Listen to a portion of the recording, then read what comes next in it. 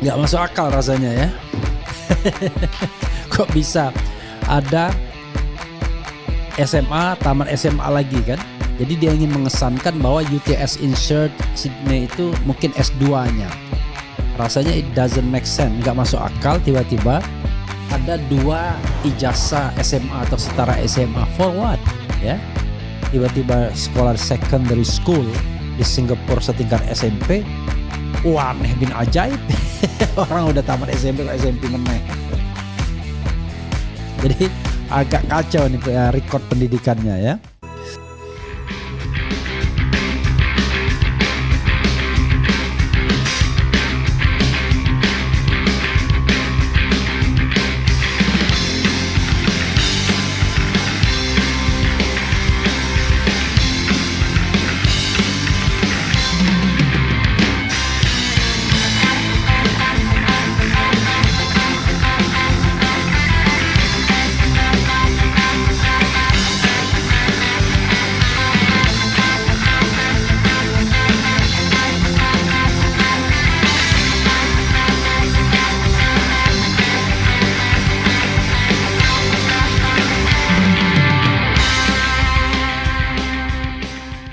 Kita lihat hal yang menarik ini ya, soal Fufu Fafa. Ternyata Fufu Fafa tidak jelas ijazah SMA-nya dan berapa kali dia sekolah SMA ya, ada 4 SMA, entah ada tidak ijazah SMA-nya, dan apakah sekolah-sekolah tersebut bisa dikatakan sekolah SMA. Ya, misalnya sekolah persiapan ke universitas, apakah itu SMA atau tidak. Jadi menarik ini ya untuk kita permasalahkan Fufu Fafa ya. Hidup berat, dunia berat, rasa cemas, hidup gelap, dunia berat, Fufu Fafa. Makzulin aja. Ya saudara sekalian, itu berita menarik ya. Ternyata Fufu Fafa tak jelas ijazah SMA-nya ya. Ini isu yang berkali-kali berkali-kali dipersoalkan ya. Coba kita lihat ya. Data pendidikan saat maju Pilpres dan Pilkot berbeda. Publik tuntut Gibran perlihatkan ijazah SMA. Punya enggak? Kayak bapaknya juga ya. Punya enggak ijazah SMA ya? Kok bisa kita mengalami 2 tragedi seperti ini? Ya, coba kita. Enak sekali ini kopi puntang ini ya. Kopi puntang Arabica ya. Oke. Apa nih? Data pendidikan saat maju tidak jelas ya. Jadi saudara sekalian,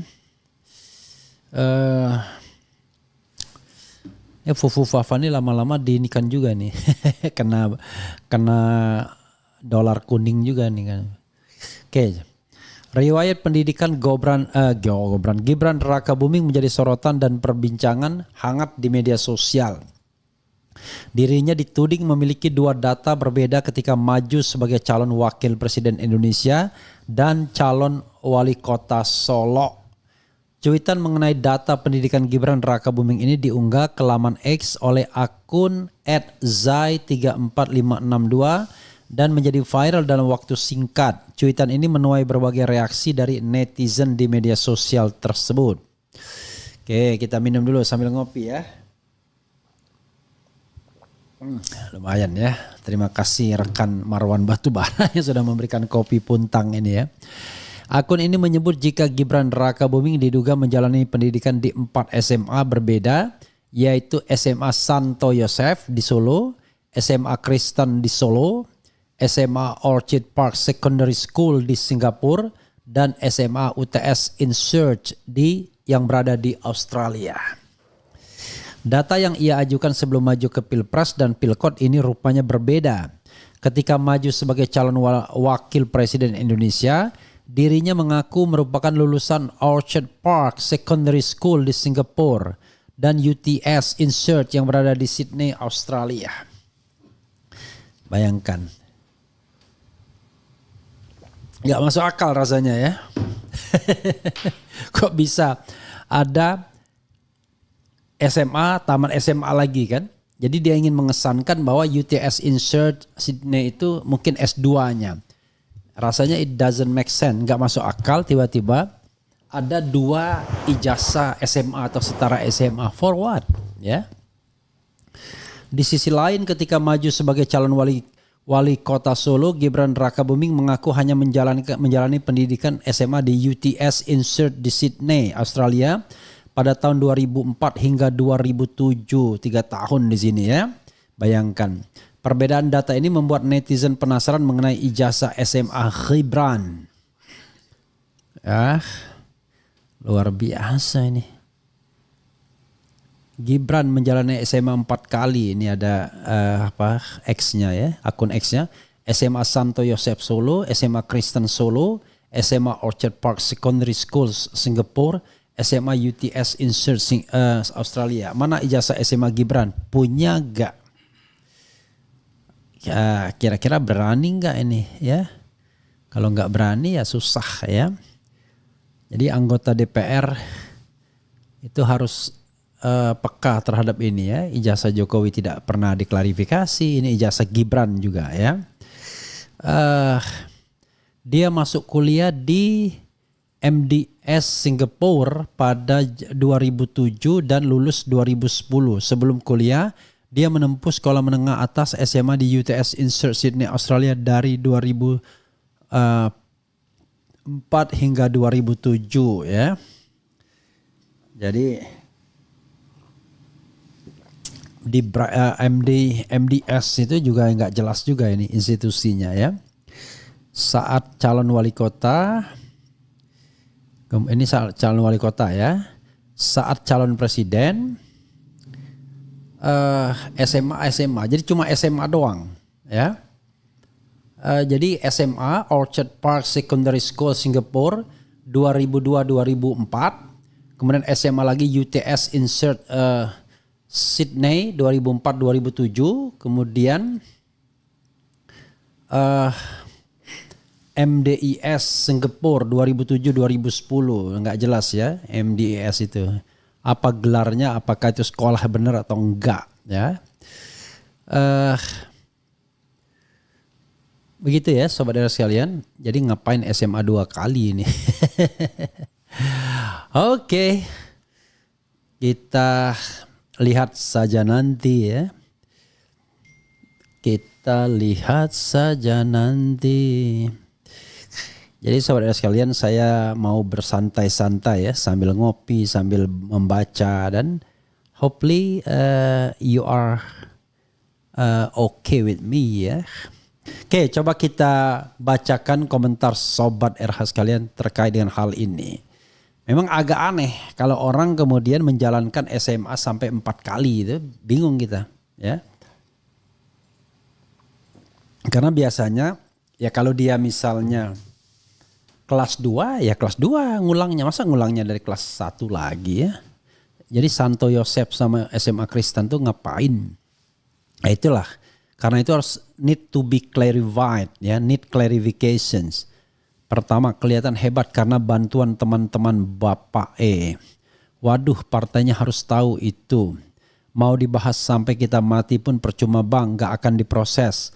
Selama mereka masih berkuasa akan jadi omon-omon saja seperti kemarin guru-guru kena prank. Iyalah, jangan kita putus asa. Tujuan kita membahasnya ya, itu memberikan pengetahuan publik soal apakah ditindaklanjuti oleh DPR atau tidak. It is not our business ya. Kita rakyat biasa ya. Fu fa fa maksulin aja gitu ya. Apa tanggapan Refli Harun tentang arogansi Rano Karno yang bilang kemenangan bukan efek Anies dan kalaupun ngefek maksimal hanya 5%. Padahal survei mereka bulan September hanya mentok di 36,50%. Nanti kita tanya Rano Karno ya. Apakah saudara setuju kalau saya undang Rano Karno di podcast, saya kira tidak ada masalah lagi kan. Walaupun kita gercos, tapi saya juga pengen tuh tanya yang bersangkutan ya. Keren, cadas, salam sehat buat Bung Refli Harun sekeluarga. Reflinya pakai Y ya. Waduh, record tuh Fufafa 4 kali SMA, wah ya. Karena bapaknya berhasil maka jalan itu jadi peluang. KPU ngapain saja, makanya pada ngajuin pemakzulan. Berangkat. Sekolah Menengah Kutub Utara gubrak. Bang Refli Harun bahas Menlu Sugiono yang viral diolok-olok netizen karena pidato bahasa Inggris dia yang minim vocab. Salah grammar, medok Jawa dan salah pronounce. Kalau orang biasa sih nggak apa-apa ya, bahasa Inggrisnya nggak baik. Tapi kalau Menteri Luar Negeri ya sedapatnya jangan ya. I don't speak English very well ya. Ya, Sugiono is much better than my English. Tetapi memang karena kita orang biasa, maka kita tidak ada masalah. I'm an ordinary people ya. Dia sekolah Singapura pakai bahasa apa? Nggak mungkin sekolah di Singapura pakai bahasa Indo dan bahasa Inggris dia pun ancur-ancuran mirip seperti Mulyono. Kemudian opo meneh ya.